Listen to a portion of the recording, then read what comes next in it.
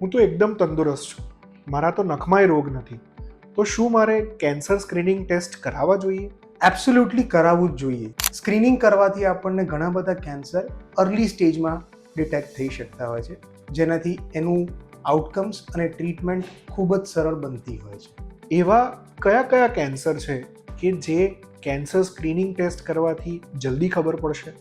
Breast, colon, lung cancer, cervical cancer, prostatic cancers. આ ઉપરાંત ઘણા બધા વારસાગત કેન્સર્સ છે જેના માટે આપણે રેગ્યુલર સ્ક્રીનિંગ કરીએ તેનાથી આપણને તેનું નિદાન જલ્દી થઈ શકે એવી શક્યતાઓ રહેતી હોય છે. મારે કેટલા સમયે આ કેન્સર સ્ક્રીનિંગ ટેસ્ટ કરાવવા જોઈએ? ઇન્ડિયામાં આપણી પાસે એવો કોઈ ફિક્સ પ્રોટોકોલ નથી, પણ ફોરેન કન્ટ્રીઝનું જોવા જઈએ તો યુએસ અને યુકે ટાસ્ક ફોર્સ બનાવ્યા છે, જેમાં એ લોકોએ ગાઈડલાઇન્સ રેકમેન્ડ કરી છે.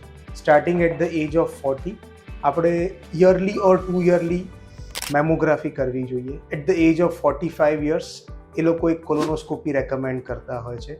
જે લોકોને સ્મોકિંગની હિસ્ટ્રી હોય એ લોકોને લો ડોઝ સિટી સ્કેન રેકમેન્ડ કરતા હોય છે. પેપ સ્મિયર બી દર 3 વર્ષે કરાવવાની રેકમેન્ડેશન હોય છે.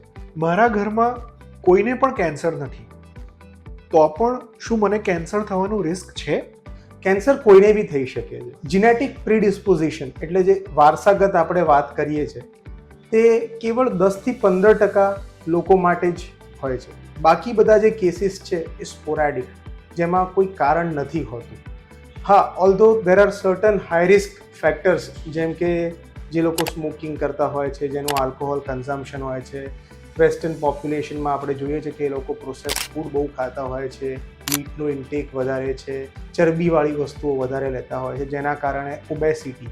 સો obesity is not a direct risk factor, પણ એના કારણે ઘણા બધા કેન્સર થવાની શક્યતાઓ વધી જતી હોય છે. શું રેગ્યુલર કેન્સર ચેકઅપ કરવાથી કેન્સર થતું અટકી જશે?